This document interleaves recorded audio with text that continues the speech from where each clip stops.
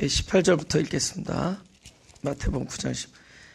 예수께서 이 말씀을 하실 때 한 직원이 와서 절하고 가로되 내 딸이 방장 죽었사오나 오셔서 그 몸에 손을 얹으소서 그러면 살겠나이다 하니 예수께서 일어나 따라가시매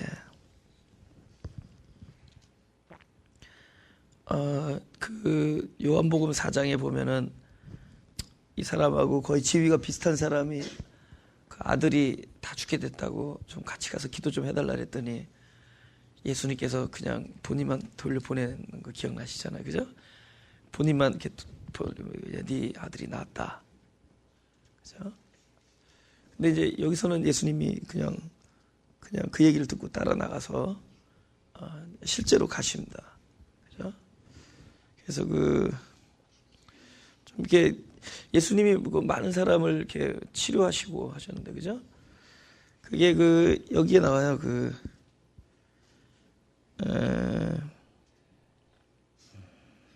35절에 보면은 예수께서 모든 성과 촌에 두루 다니사 저희 회당에서 가르치시며 천국 복음을 전파하시며 모든 병과 모든 약한 것을 고치시니라. 예수님께서 이렇게 가르치시고 복음을 선포하시고 이렇게 약한 것을 치유하시고 고쳐주시고 뭐 이런 일을 하셨는데, 보면은 이렇게 예수님이 이렇게 사람을 치유하는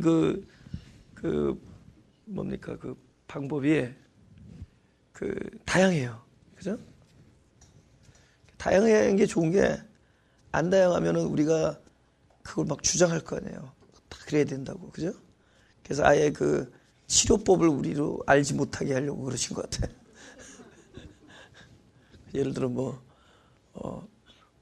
항상 오른손을 들어서 예를 들면 한 동그라미를 한번 그린 다음에 손을 얹었다 그러면 사람들이 왼손을 사용하지 않게 될까봐 예수님이 오른손 왼손 다 쓰셨을 겁니다. 그죠? 예, 어떨 때는 손 안 대시고 말씀으로 선포하실 때도 있고, 그죠? 침도 뱉고 진흙도 막 갖다 붙이고 아주 다양하게 하셨죠, 그죠?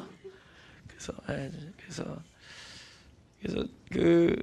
우리로 어떤 특정한 어떤 그런 방식에 사로잡히지 않게 하려고, 그죠?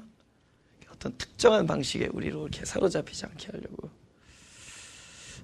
왜냐하면 이 모든 일이 가능한 것이 예수님이 어떻게 치료하느냐에 달려 있지 않고 그것을 하신 이가 예수기 때문에 그런 거죠. 아세요? 여러분, 아무리 음식 잘하는 사람 비율을 정확하게 옆에서 보고 흉내내도 결국 음식하는 사람 손맛대로 음식이 나오는 거 알죠? 누가 하느냐예요. 그거 아세요? 그래서 이 사회에 왜 어떤 사람의 손에 들어가면 항상 맛이 그럴까? 또 어떤 사람의 손에 들어가면 항상 맛이 그럴까? 보면은 음식의 배열, 재료의 배열에 따라 다르지 않고 누가 하느냐에 따라서 다른 거예요. 그죠? 맛있는 손이 하면은 재료 없이 후다닥 하는데 막 맛있는 요리가 나오죠. 근데 원래 또 아무리 해도 또 맛없게 나오는 손 있죠. 그럼 우리 아내는 그걸 마이너스 터치라고 그러더라고요. 맛있게 나오는 손이 마이너스 터치면 마이너스 터치를. 그래서 마이너스 터치 손으로 하면은 아무리 재료를 잘 넣고 그래도 항상 마이너스 테이스트가 난다. 맛이 그렇다는 거죠, 그죠? 그러니까 결국은 뭐냐면은 예수님이 어떻게 하느냐에 달려있지 않고 그것을 누가 하느냐, 그것이 주님의 자비하심으로, 사랑하시는 주님의 긍휼하심으로 했기 때문에 된 거죠, 그죠? 할렐루야. 똑같이 소경인데 실로암 이쪽 앉아있는 사람 말고 저쪽에 앉아있는 사람 만났을 때 이번에 침 안 뱉어서 주님이 하시면 나을 수 있는 거고, 그죠? 그죠? 그거는 꼭 반드시 침을 뱉어야지 되는 게 아니라는 겁니다. 그죠? 그러니까 이거 누가 하느냐에 따라서. 그죠? 그러니까 우리가 너무 이제 방법론에 이제 너무 우리가 너무 이렇게 몰두해서, 그죠? 어떻게 하면 이런 걸 자꾸 생각을 많이 하는데, 자꾸 이렇게 하우에 대한 이야기가 굉장히 다양하게 들려요. 사실 하우를 얘기하자면 성경에서 누가 이렇게 했다 저렇게 했다. 그래서 우리도 뭐 따라서 뭐 이렇게 저렇게 굉장히 다양하게 들리는데 사실은 다 그겁니다. 사람이 하지 아니하고 하나님이 하시면 살아나는 것이고 사람이 하면은 살릴 수 없는 거죠. 그분이 할 수 있도록 하는 데 의의가 있는 거죠. 그죠? 그러니까 이 하우로 가지 말고 늘 드리는 말씀이면 후로 가라. 후. 누구냐? 그죠? 어떻게 하느냐가 있지 않고 누가 하느냐에 있다. 할렐루야. 그래서 이 다양합니다. 왜냐면은 전에 그 요한복음 4장에서 그 신하를 고칠 때는 신하의 아이들을 고칠 때는 가라. 그죠? 네 아들이 낫다. 이번에는 그 이거 병행 구조를 다른 복음서에 보면 이 사람 이름이 야이로인데 회당장이라고 나오는데 제법 지위가 있는 사람입니다. 그죠? 근데 회당장의 딸, 이거 12살입니다. 그죠? 이 딸을 낳게 하기 위해서는 직접 가서 탁 이렇게 만집니다. 또 달리다굼이라는 그 단어 나오죠. 달리다굼. 기억나세요? 그죠? 달리다굼 하잖아요. 그죠? 그래서 결국 이제 이렇게 낳게 되는데, 우리 요한복음 4장을 한번 잠깐 보겠습니다. 요한복음 4장 46절입니다. 예수께서 다시 갈릴리 가나에 이르시니 전에 물로 포도주를 만드신 곳이라 왕의 신하가 있어 그 아들이 가버나움에서 병들었더니 그가 예수께서 유대로부터 갈릴리에 오심을 듣고 가서 청하되 내려오셔서 내 아들의 병을 고쳐주소서 하니 저가 거의 죽게 되었습니다. 예수께서 가라사대 너희는 표적과 기사를 보지 못하면 도무지 믿지 아니하리라. 신하가 가로되 주여 내 아이가 죽기 전에 내려오소서. 예수께서 가라사대 가라 내 아들이 살았다 하신대 그 사람이 예수의 하신 말씀을 믿고 가더니 내려가는 길에서 그 종들이 오다가 만나서 아이가 살았다 하고는 그 낳기 시작한 때를 물은즉 어제 제7시에 열기가 떨어졌나이다 하는지라. 아비가 예수께서 네 아들이 살았다 말씀하신 그때인 줄 알고 자기와 온 집이 다 믿으니라. 전에도 제가 여러 번 말씀드렸지만은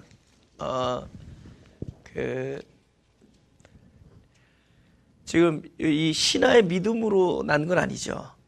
그죠?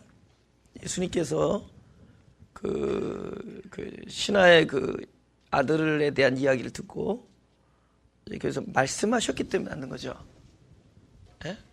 말씀하신 거죠. 그죠? 그러면 뭐라고 말씀하셨냐면은 이제 이 치유를 선포를 해버리죠. 그죠?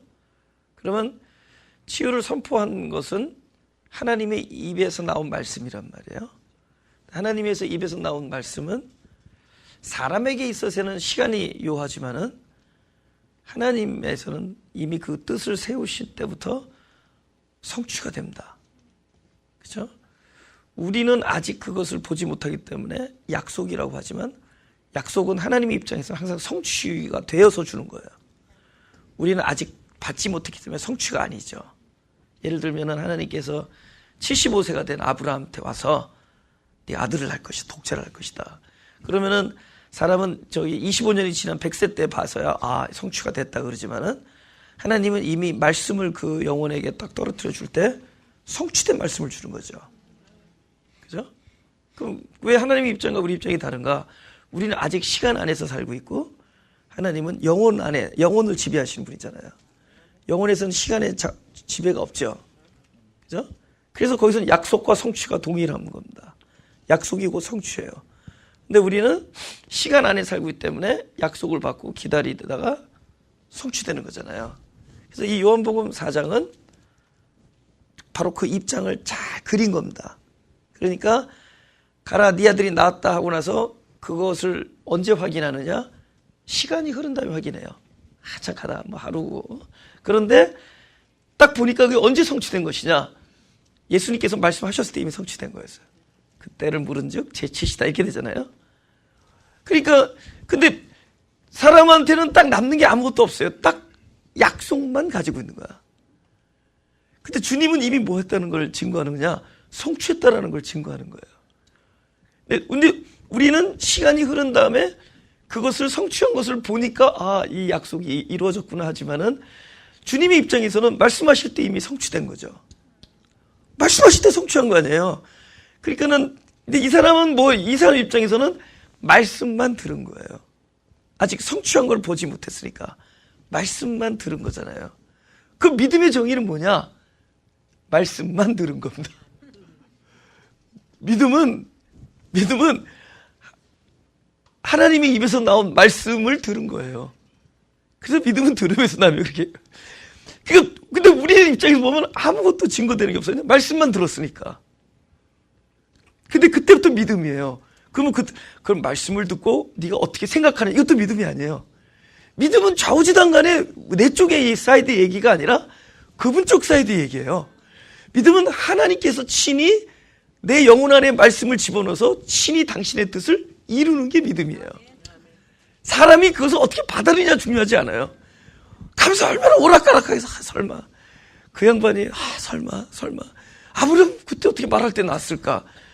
이거는 원래 제가 늘 드리는 얘기지만 확신이 강한 사람들이 사고를 치죠.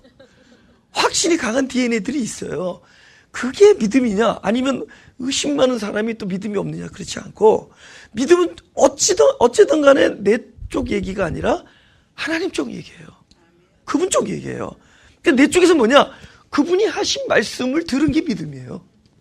저 사람 믿음이 좋다 나쁘다는 얼마나 그분께서 하나님께서 당신의 뜻을 우리 영혼 안에 집어넣느냐 안 하느냐에 달려있지, 그것을 얼마나 받아들이냐 안 받느냐에 있지 않아요. 무슨 얘기인지 아세요? 우리는 무슨 믿음이 하나님의 말씀을 꼭 붙잡고 확신을 가지고 그리 될 것이라 믿어마지 아니하시시나이다. 우리 그걸 믿음으로 생각하는데 그게 아니라 그분께서 뜻하셔서 나를 긍휼히 여기시고 그 뜻을 우리 영혼 안에 집어넣어주면 그때부터 믿음이에요. 그러니까 이 요한복음 4장의 얘기는 언제부터 믿음이냐, 그냥 자기가 믿고 갔다 할 때 믿음이 아니에요. 믿고 싶은 거지, 믿고 간 거야. 제가 늘 그랬잖아요. 어렸을 때 제가 막 30대 방황할 때 저희 아버지가 저를 막 설득하고 타이르면서 내가 맨날 죽는다 그러니까 나를 다 용기를 내주면서 동선아 믿는다. 그래서 내가 그래 아버지 잘할게요. 이제 죽지 않고 잘 살아볼게요. 내 믿는다. 지금 생각하니까 아버지가 너무 믿음이 없으니까 자꾸 그 얘기를 한 거야 나한테. 믿는다. 그래서 그 믿음이 아니에요. 이 사람이 딱 그랬을까, 믿고 싶은 거야, 이 사람. 그저 예수님이 하신 말 믿고 싶은 거예요. 그게 믿음이 아니라 언제부터 믿음이냐, 이 신화 안에다가 주님께서 가라 내 아들이 살았다라는 그 말씀을 딱 집어넣을 때부터 믿음이에요. 본인은 못 봤지만 이미 성취된 게 나중에 증거되잖아요. 그렇죠? 예. 근데 왜 이 야이로 회당장의 딸한테는 왜 그렇게 가라 살았다 하면서 말씀만 딱 주면은 그 믿음일 텐데 왜 그랬을까? 좀 곰곰이 좀 생각해 보고 싶지 않아요? 하여튼 진행하면서 그 19절, 예수께서 일어나 따라가시며 제자들도 가더니 12해를 혈루증으로 앓는 여자가 예수의 뒤로 와서 그 겉옷가를 만지니 이는 제 마음에 그 겉옷만 만져도 구원을 받겠다 함이라.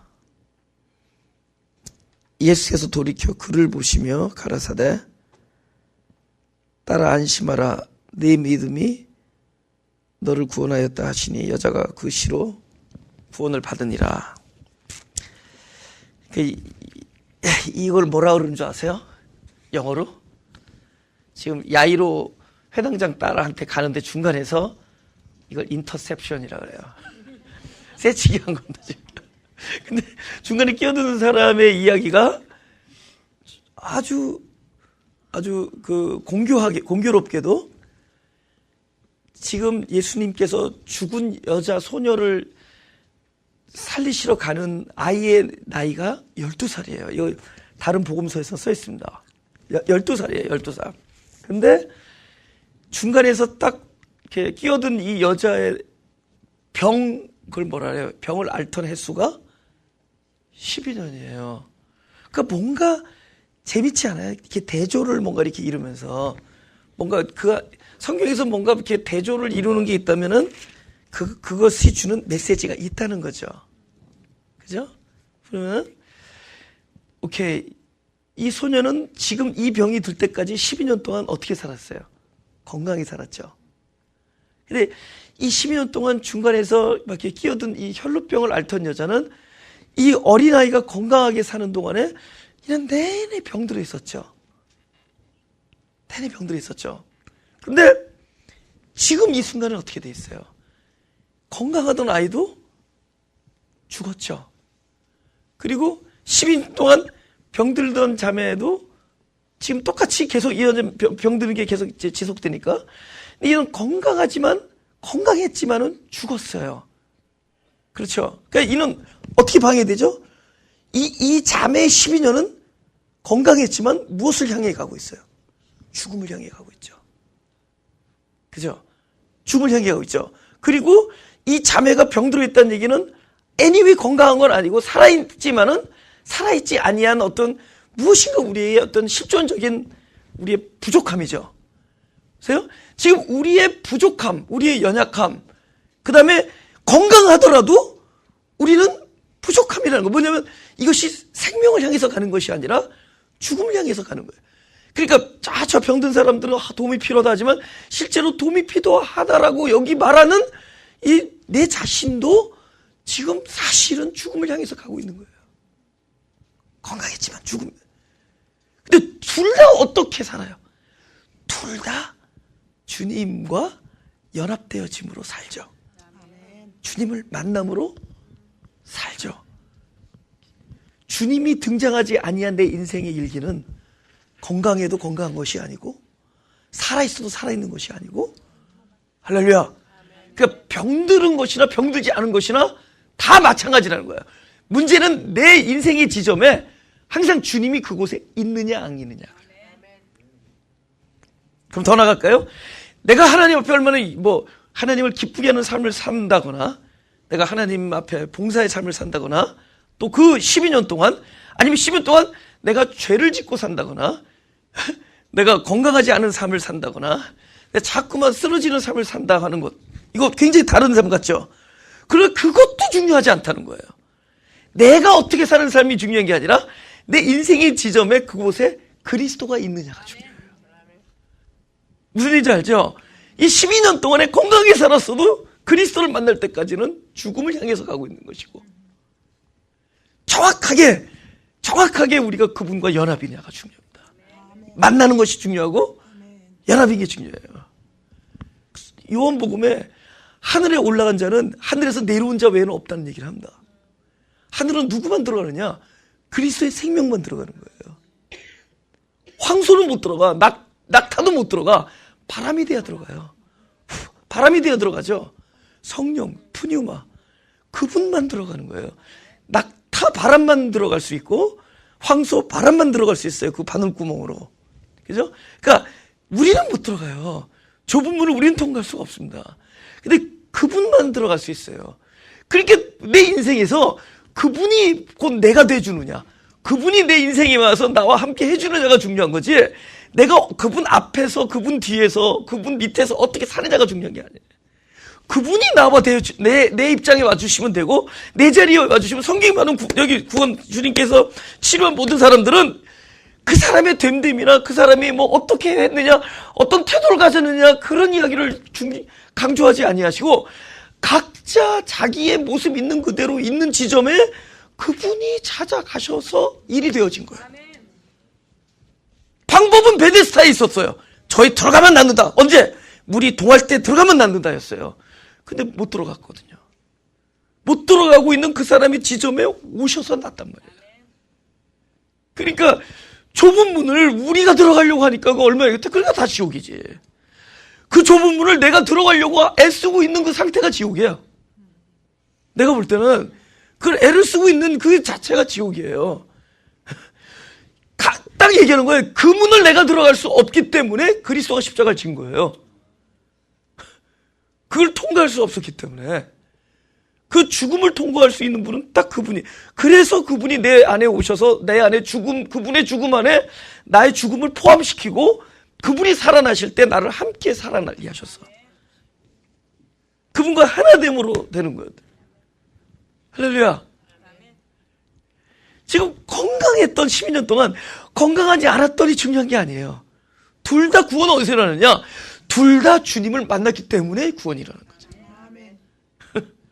내가 여태까지 30년, 40년을 어떻게 살았냐? 그게 중요해.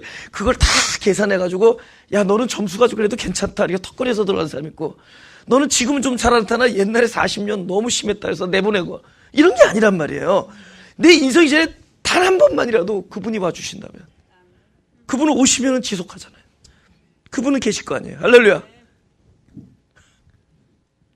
그겁니다. 그래서 그 여자가 이제 중간에 등장합니다. 그런데 왜 이 여자가, 혈루증 앓는 여자가 왜 살짝 뒤로 와서 살짝 만진 거예요. 그죠? 내가 옛날에 제일 궁금했던 게 초등학교 다닐 때 여고생의 그 긴 머리 있잖아요. 긴 머리 끝을 만지면 간지러울까 안 간지러울까가 근데 나중에 알았어. 긴 먼지 만진 것을 여자가 알면은 간지럽고 모르면 모르는 거야. 거기 신경이 없다는 걸 나중에 알게 됐어. 머리카락 끝에. 근데 머리카락 끝을 잡아당기면 신경이 여기까지 뻗치는 거 알았어. 그럼 이 고도생 급자랑 이게 사실은 뭐 성경을 읽어서 알겠지만 이게 옛날에 그 율법에 의해서 이게 다 남자들의 복장이 그런 게 있었어요. 이렇게 청색 끈을 달아가지고 이렇게 네 군데 그걸 이렇게 달고 다니던 그 장식이 있었습니다. 아마 그 부분을 만진 것 같아요. 그러니까 예수님의 어떤 그런 그 신경과 이걸 이렇게 직접 접촉되지 않는 곳일 겁니다. 근데 왜 이 여인이 왜 그런 방식으로 이렇게 접근을 했을까? 당당하게 앞에서 이 야이로 회장당처럼 내가 지금 12해 동안 병을 앓고 있으니까 나를 고쳐주십시오. 왜 말을 못했을까요? 그때 당시에 율법에 의하면은 피를 흘리는 병, 이것은 부정하다 하여 백성들에게서 버림을 받는 사람들이었습니다. 감히 접촉을 할 수가 없었어요. 감히라는 단어 쓰죠. 감히 접촉을 할 수가 없었어요. 그러니까 어디까지 안 된다. 내 아픔을 토로하는 것조차도 감히 할 수 없는 입장입니다. 그러니까 나의 구원을 요청할 수 있는 자격조차도 없는 사람으로 여길 때요. 그저 백성에게서 내쳐지는 거지. 예를 들면 우리가 주님 나를 도와주소서 이런 얘기 나올 때 있죠. 근데 진짜 기가 막힌 생각을 할 때가 있어요. 내가 너무 내 자신을 통찰해 보았을 때 주님 나를 도와주소서라는 말조차도 꺼낼 수 없을 정도로 마음이 상할 때가 있죠. 자기 자신에 대하여. 내가 과연 이런 이야기를 할 자격이 있는가라고 자기 자신에 대해서 한번 반문해 본 적 있으세요? 내가 과연 주님 앞에 회개할 자격이라도 있는 건가? 내가 기도할 자격이라도 있는 건가? 아니면 주님 나를 도와주십시오. 예를 들면 한 번만 용서해 주십시오라고 얘기할 수가 있는 건가? 그것조차도 자기 자신에 대해서 회의할 때가 있죠. 있죠. 우리가 지금 12회를 앓는 그 여인의 심정으로 들어간 겁니다. 진짜. 그러니까 이것저것 얘기조차 할 수 없을 때가 있죠. 자기 자신 자체가 너무 부끄러워. 그죠? 누가복음 18장 9절부터 제가 읽겠습니다. 또 자기를 의롭다고 믿고 다른 사람을 멸시하는 자들에게 비유로 말씀하시되 두 사람이 기도하러 성전에 올라가니 하나는 바리새인이요 하나는 세리라. 바리새인은 서서 따로 기도하여 가로되 하나님이여 나는 다른 사람들 곧 토색 불이 간음을 하는 자들과 같지 아니하고 이 세리와도 같지 아니함을 감사하나이다. 나는 일에 2번씩 금식하고 또 소득의 소멸조를 드리나이다 하고 세리는 멀리 서서 감히 눈을 들어 하늘을 우러러 보지도 못하고 다만 가슴을 치며 가로되 하나님이여 불쌍히 여기옵소서 나는 죄인이로소이다 했느니라. 내가 너희에게 이르노니 이 사람이 저보다 의롭다 하심을 받고 집에 내려갔느니라. 무릇 자기를 높이는 자는 낮아지고 자기를 낮추는 자는 높아지라 하시니라. 그래서 신앙이 이제 성숙해지면은 점점 다른 사람이 안 보이는 거 아세요? 그죠? 다른 사람이 그렇게 보이지 않아요. 그죠? 그리고 행위보다는 좀 더 이제 존재적으로 이렇게 바뀌죠. 존재에 관한 관심이 있죠. 예를 들면, 내가 어떻게 살았다, 또 어떻게 살아야겠다, 이런 것보다는 내가 누군가, 나라는 존재는 무엇인가 하면서 결국 존재가 만들어낸 거죠. 행위는 존재의 그림자입니다. 그죠? 그 존재를 설명하는 것 뿐이에요. 그죠? 그래서 근본적인 구원은 존재에 관한 문제지, 나 행동을 바꾸는 게 아니잖아요. 그죠? 저도 1시간 정도는 굉장히 그 조만식 선생님처럼 이렇게 행동할 수 있어요. 나는 조만식 선생님이 아니거든요. 그죠? 그죠? 아니, 1시간 정도는 뭐 도포자로 입고, 머리 빡빡 감고, 동그란 안경 끼고, 수염 안 감고, 천천히 걸어 다니면 되는 건데. 근데 그분은 아니잖아요. 그죠? 그죠? 예. 그럼 그 행동이 그 사람이 누구냐를 알려주느냐? 그렇지 않잖아요. 근데 지금 이 바리새인의 딱 포커스가 그거잖아요. 행위. 그죠? 나는 무엇을 한다, 무엇을 하지 않는다.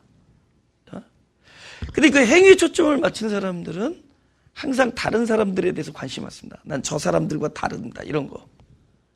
그죠? 예.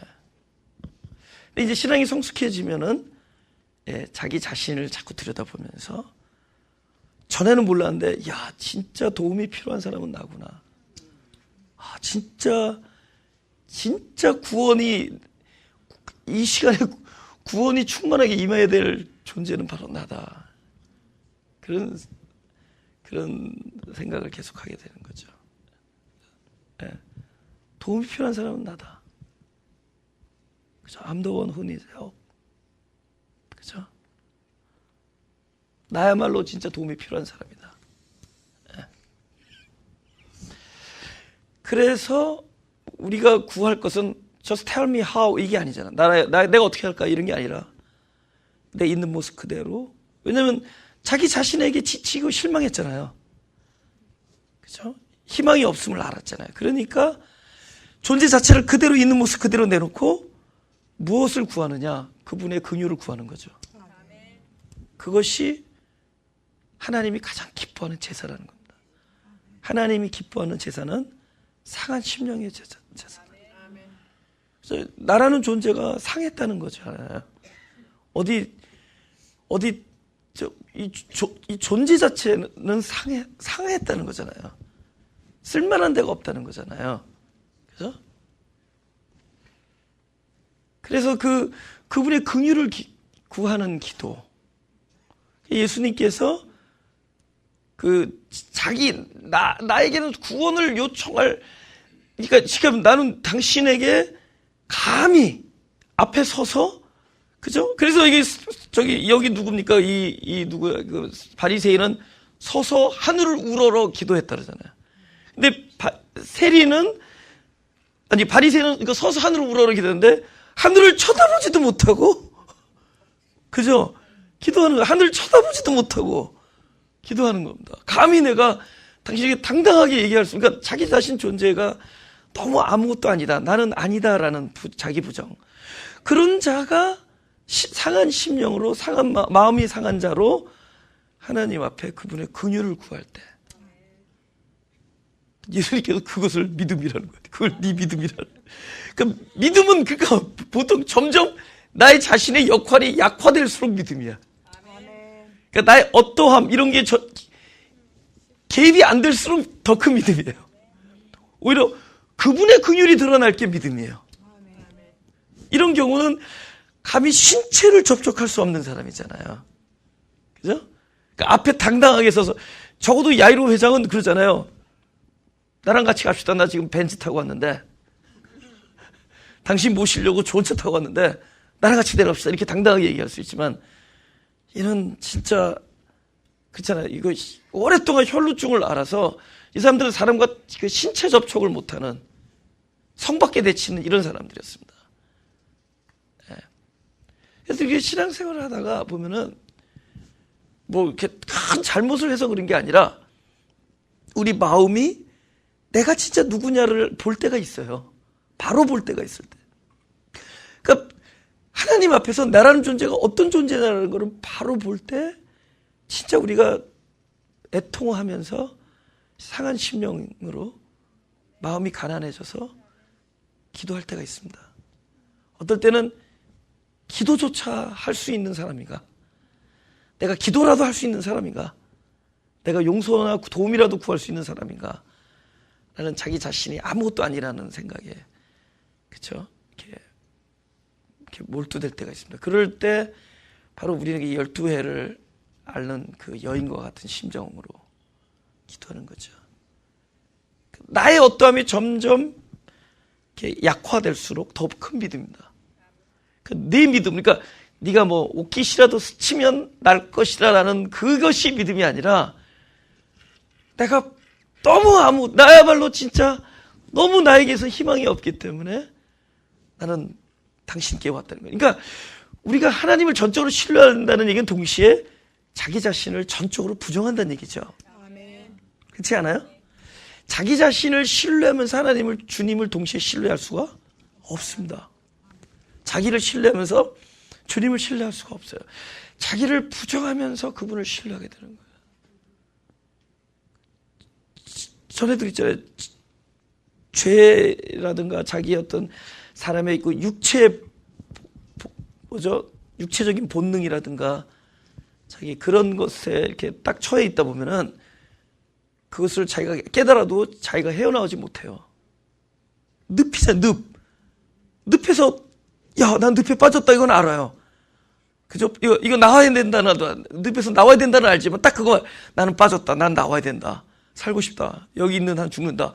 그래서 아무리 내가 힘을 써도 늪은 내 힘으로 빠져나올 수가 없는 게 늪이거든요. 늪은 뭐라도 하나가 와야 돼. 그쵸? 지팽이라도 누가 하나 던져줘야지. 그죠? 누구 손길이라도, 그러니까 늪은 혼자서는 안 되는데 누군가가 와서 도와줘야 돼. 그러니까 우리가 딱 어느 날 보니까, 나라는 자는, 한 걸음을 걸어도 그냥 육체의 연약함의 어떤 늪에서 헤매는 존재다. 그죠? 우리가 얼마나 많은 생각을 해요. 하루에도. 그죠? 내가 이 사람의 문제, 저 사람의 문제, 우리 자녀의 문제, 거기에 내가 근데 실제로 아무리 애를 써도 오히려 같이 늪에 빠지는 걸 경험한 거야. 목회자는 성도들과 같이 늪에 빠지고, 그죠? 부모는 자녀와 같이 늪에 빠지고, 그죠? 그죠? 잘 해보겠다고 하지만 선생과 교사와 제자 사이 같이 늪에 빠져요. 이거 어떻게 할 수가 없어요. 그러니까, 이건 점점 우리는 깊이 빠져든다가만 아는 거죠. 근데 그때 뭐죠? 누군가가 필요해, 누군가. Somebody else야, somebody else. 나 말고 누군가. 그죠? 그러면 그럴수록 전적으로 우리는 그분을 신뢰하게 된다. 그죠? 네. 그래서 개인적으로 나는 그 늪에 여러 번 빠진 게 너무 감사해요. 누구를 부를 수가 있었기 때문에. 나에게 누군가가 필요하다는 걸 알아버린 것이 나의 인생의 큰 복이에요. 전 제법 저 자신을 믿었대도요. 저는요, 대학을 다닐 때도 내가 키가 작은 줄 몰랐어. I thought I was going. 너무 사람들이 나한테 잘해주니까, 이게 가는 데마다 이렇게 너무 이렇게 좋으니까, 나는 I thought I was giant. 근데 하루는 학생들하고 파티 갔는데 어떤 여학생이 하도 이뻐서 가가지고, May I dance? 그랬더니, 딱 보더니, 저는 키 조그만 사람이면 춤 안 춘다. 그럴 때 내가, 그때 거절당하고 그때 내가 알았다고. 내가 작은 사람이구나. 그때까지 몰랐대도요. 네. 그래서 그때 나는 웬만한 일을 그러니까 누구의 도움 없이도 할 수 있다고 생각하고 또 하려고 노력하고 그래왔었다. 근데 이제 좀 이렇게 머리가 커서 결혼도 하고 또 어떤 인생의 이것저것을 경험하면서 내 선과 내 열정과 내 결심과 판단으로 안 되는 걸 경험하면서부터 내 인생에서 누군가를 내가 부르게 됐대도요. 그 전에 어렸을 때 교회 다가 다 헛거야. 난 누구를 안 불렀대도 찬송할 때만 불렀지. 주의 친절한.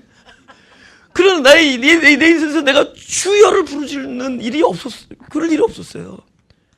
엄마는 불렀어요, 엄마. 근데 주님을 부르질 못했어요. 근데 어느 순간에 나를 사랑하는 모든 사람도 나의 생명을 건질 수 있는 사람은 하나도 없다는 것을 제가 보게 된 겁니다. 그때 내 인생에 그분이 찾아와 계신 것이 얼마나 복된다라는 것. 그것이 복된다라는 걸 알게 된 게. 우리가 그래서 이름을 줬다 그러잖아요. 그리스도 주의 이름을 줬다 그러잖아요. 그죠? 우리 그들의 이마에 어린 양의 이름과, 그죠? 여호와의 이름, 하나님의 이름을 줬다 그러잖아요. 우리가 적어도 부르짖을 이름이 있다는 거 아니에요. 그 사람을 믿음이라네. 그게 내 믿음이에요. 그러니까 믿음이 사람의 믿음이면 내 안에 있는 나의 믿음이에요, 결국. 내 믿음 그럴 때는 내 안에 있는 나의 믿음이에요. 그리스도의 믿음. 할렐루야. 마가복음 11장 22절. 예수께서 대답하여 저에게 이르시되 하나님을 믿으라. 이거 여러 번 얘기했어요. 풀어서 해보세요. 기억나는 사람. 하나님의 믿음을 가져라. 할렐루야. 요거 직역하면은 하나님의 믿음을 가져라. 요 에케테라는 이 명령형 동사는 가져라 뜻이에요. 근데 가져라라는 거는 오케이. 이거 받아봐. 받았죠? 그러면 이거 받아라. 다시 한번 할게요. 받죠? 그럼 내가 이거 받아라 할 때는 무슨 말이 생각됐어요? 이것을 내가 너에게 주겠다라는 게 생각돼 있죠? 그러니까 하나님의 믿음을 가져라. 그럼 뭐예요? 하나님의 믿음을 주시겠다는 약속이 먼저 들어간 거죠. 약속이 생략됐을 뿐이지 가져라 그럴 때는 주겠다는 거잖아요. 근데 믿음이 뭐가 있냐?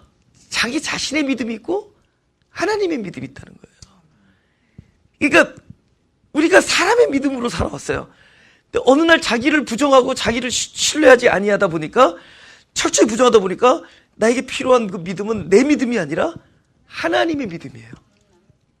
여기 피스틴 데오. 그래서 이 헬라어는 그 소유격, 하나님의 믿음을 가져라. 이렇게 얘기하는 거예요. 그것을 짧게 말하니까 하나님을 믿어라. 이렇게 되는 거예요. 하나님의 믿음을 가져라. 예? 그죠? 그러니까 주시겠다는 거예요. 근데 누구 믿음이냐? 하나님의 믿음이에요.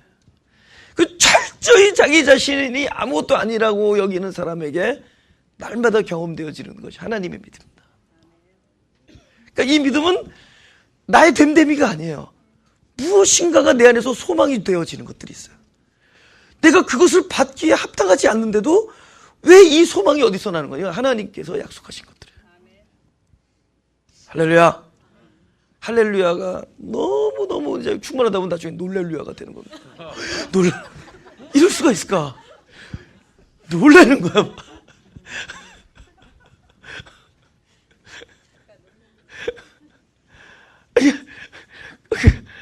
이거는 나의 어떠함이 아니라도요, 나의 됨됨이가 아니라 그분께서 주시는 거라는 거예요. 23절, 예수께서 이제 예수께서 23절, 예수께서 그 직원의 집에 가사 피리 부는 자들과 헌화하는 무리를 보시고 가라사대 뭐라고요? 물러가라. 이 소녀가 죽은 것이 아니라 잔다 하시니 저들이 비웃더라. 23절과 24절에 이 사람들의 태도가 뭐가 바뀌었어요? 울다가 웃었죠. 우리나라 말로는 곡하는 사람도 부른 거예요. 죽었으니까 아이고 하고 곡하는 사람 부른 겁니다. 죽음을 선포하는 자들이에요. 그죠? 근데 그 사람들이 지금 그 예수님의 한마디 때문에 너희들 물러가라. 죽은 것이 아니라 잠잔다니까 비웃는다 그러잖아요. 그죠? 그죠? 그 나중에 이 성경에 저 뒤에 보면은 이런 말이 있습니다. 그 36절에 무리를 보시고 민망히 여기시니 이는 저희가 목자 없는 양과 같이 고생하며 유리함이라. 그래서 진심으로 우리의 아픔을 보고 함께 울어줄 수 있는 분은 그 민망하게 여기는 분이 주님이세요. 사람들이 아무리 옆에서 피리 부는 사람들이 와서 곡하고 그래도 말 한마디에 확 웃어버리잖아요. 그죠? 그죠? 말 한마디에 웃어버려. 그러니까 그 진정한 울음이 아니라. 근데 그 진정한 울음은 그 사람의 아픔 속에 함께 해주는 게 진정한 울음이잖아요. 진정한 그 사랑이잖아요. 그죠? 그 민망히 여기고, 아주 그 통분히 여기고, 그들의 슬픔을 통분히 여기고, 그죠? 그 긍휼이 그분의 사랑이잖아요. 그죠? 근데 그분께서는 지금 누구를 내치느냐면 주님의 사역 앞에 있어서 제일 먼저 사망을 선포하는 자들을 내치는 겁니다. 무리들 너희들 나가라. 그들은 사망을 선포하던 자들이에요. 근데 그들이 사망을 무엇을 보고 알았죠? 팩트를 보고 아는 거예요. 사망을, 팩트. 근데 생명과 사망은 사실 안에 있지 않냐고 진리 안에 있습니다. 근데 진리는 보이지가 않아요. 우리가 딱 봤을 땐 죽었는데 주님께서 말씀하셔서 죽은 게 죽은 거죠. 뭐가 죽은 거예요? 주님이 함께 하시지 않는 게 죽은 거예요. 살아있으나 죽은 거죠. 그죠? 근데 그들은 죽었다는 거 주님이 함께 하시면 산 게 아니에요. 어떤 상태도 주님이 함께 하시면 잠자거나 일어나거나 둘 줄 알아요. 근데 주님께서 전에 그 요한복음에서는 요한복음이라 백부장의 믿음을 한번 칭찬한 적이 있어요. 그 백부장은 뭐냐면 하인이 아프다 그러니까는 가시겠다 그러니까는 백부장이 뭐냐면 말씀만 하옵소서. 나도 내 아래서 내가 말만 하면 이리 가면 이리 가고 오래면 오래는데 당신이 말씀만 하옵소서 하니까 야, 네 믿음이 참 대단하다는 얘기합니다. 근데 그 믿음이 어디까지 온 거냐? 주님이 직접 가지 않아도 주님이 말씀하시면은 곧 주님이 간 걸로 여기는 믿음이에요.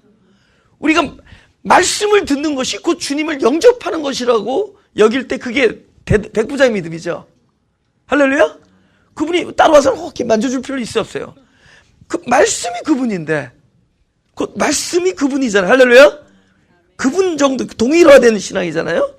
근데 여기는 왜 그 믿음을 이야기하지 아니하시고 불과 얼마 되지도 않은 시간에 그분은 왜 직접 가셨느냐? 라는 거죠. 왜 직접 가셨느냐? 이제 보죠. 25절 다 같이 시작. 무리를 25절 마태복음 9장 25절 시작. 무리를 내어보낸 후에 예수께서 들어가사 소녀의 손을 잡으심에 일어나는지라. 지금 소녀가 아팠어요? 죽었어요? 죽었죠? 오케이. 고린도전서 15장. 할렐루야. 45절.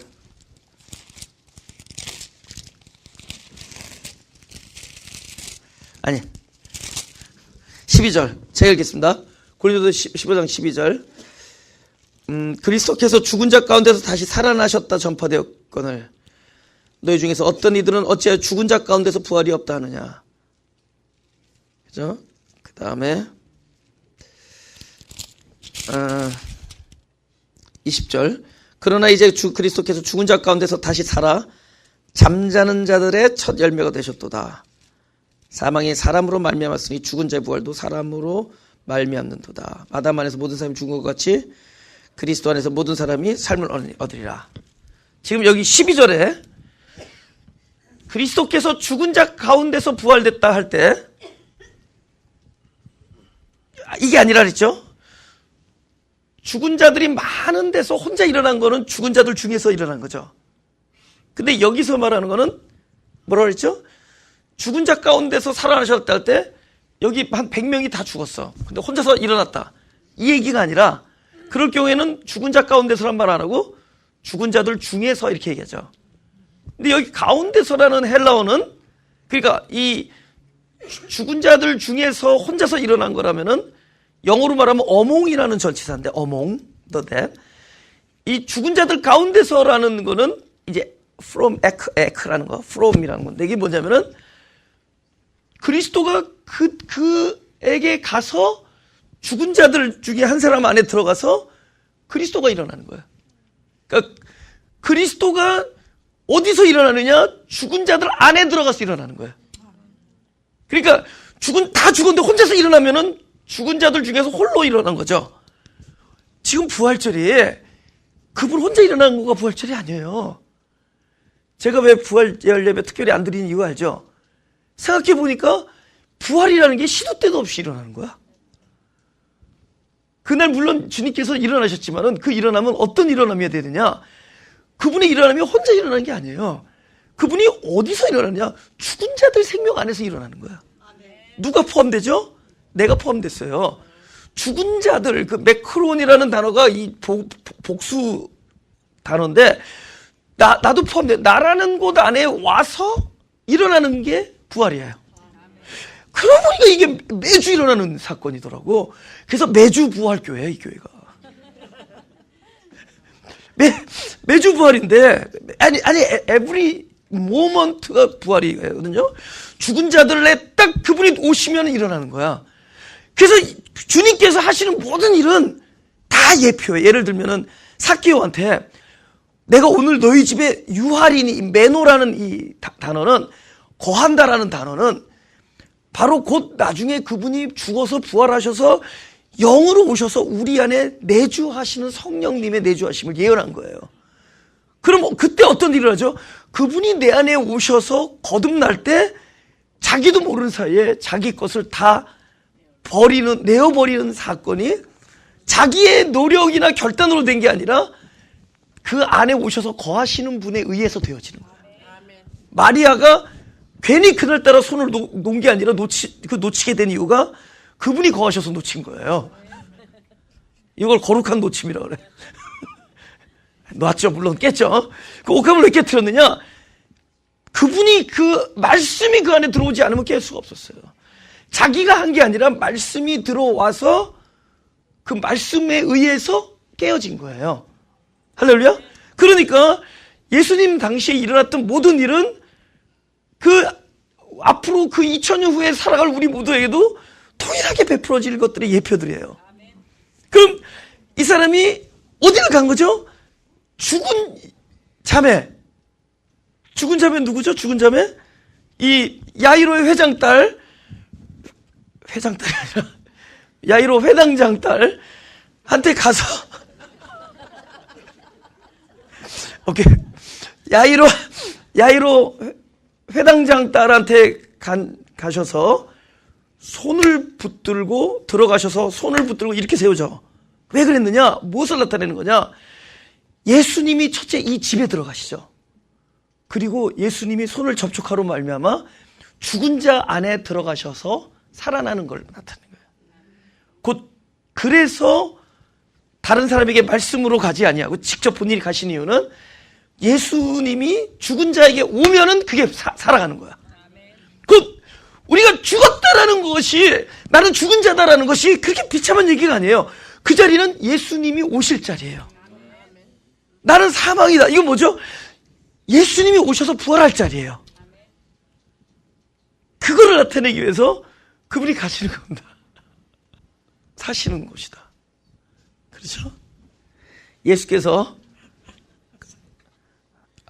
이게 가면 갈수록 이게 좋은데. 27절. 예수께서 거기서 떠나가실새 두 소경이 따라오며 소리질러 가로되 다윗의 자손이 우리를 불쌍히 여기소서. 오케이. 지금 오늘 첫 번째 아까는 아버지가 예수님 찾아왔죠? 두 번째는 본인이 찾아왔죠? 세 번째도 본인이 찾아왔죠? 근데 두 번째는 뭐예요? 뒤에 서서 살짝 옷을 만졌죠? 요번엔 냅다 소리 지르죠? 오케이.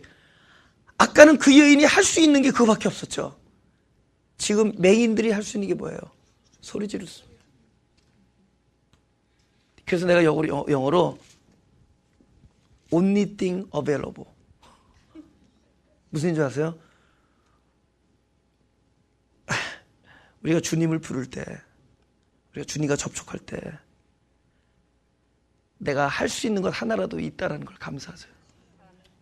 내가 하나라도 주님과 접촉할 수 있는 그것을 주신 걸 감사해야 됩니다. 이들은 주님을 찾아갈 수도 없었고 따라갈 수도 없었어요. 그러나 소리는 지를 수 있었죠. 그렇죠? 그래도 나에게 하나라도 남겨주신 게 그것이 그분과 접촉할 수 있는 일이라면 그게 축복이에요. 그죠? 너희 집에 뭐가 있냐? 딱 다 없는데 기름 한 병 있다. 근데 그게 성령이었을 때 그 사람은 가장 부유한 사람입니다. 그죠? 그러니까 이 사람이 눈은 안 보이지만 그래도 소리 질러서 주님께 불쌍히 여겨달라고 할 수 있는 입을 줬어요. 그러니까 우리가 다 잃은 것 같지만 주님께서 무엇을 남겨두셨느냐? 그분과 접촉할 수 있는, 그 커뮤니케이션 할 수 있는 그거는 안 뺏어갔어요. 이 뒤에는요, 이 뒤에는 벙어리 들렸는데 이게 귀신 들린 자예요. 이 사람은 누굴 줬는 줄 아세요? 자기 자신으로 안 되니까 옆에 이 사람을 데려올 수 있는 친절한 사람을 붙여줬습니다. 이 뒷장면은 자기가 뭐 도움이 필요하지, 뭐 귀신 들렸는데 벙어리예요. 근데 이 사람을 불쌍히 여기는 사람 하나 남겨뒀어. 이 뒷장면은 그래서 예수한테 와요. 그저 여인은 예수님 뒤에 옷이라도 만질 수 있는 손을 줬고, 그쵸? 야이로 회당장 딸은 죽어서 꼼짝달싹 못했지만 그를 사랑히 여기는 아버지를 줬고, 이 맹인들은 같이 따라갈 눈은 없었지만은 그래도 다윗의 자손이여 나를 불쌍히 여깁소서라고 말할 수 있는 입을 줬다.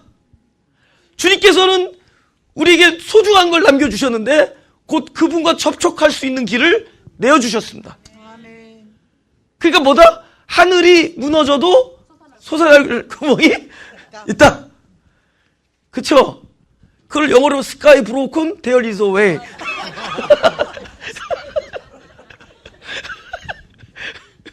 이거 브로큰 잉글리시게 따라하지 마세요. 하나님께서 우리에게 주님을 부를 수 있는 그 길을 열어두셨어요. 지금 돌이켜 인생을 해보니까 다 사라졌어도 항상 그분을 만날 수 있는 길목에 우리를 갖다 줬어요. 그 길이 있었어요. 심지어 귀신이 들렸는데도 이 귀신 들린 자 나를 끌고 가서 예수님께로 인도할 그 사람을, 친절한 사람을 붙여주고 다 있다는 거예요.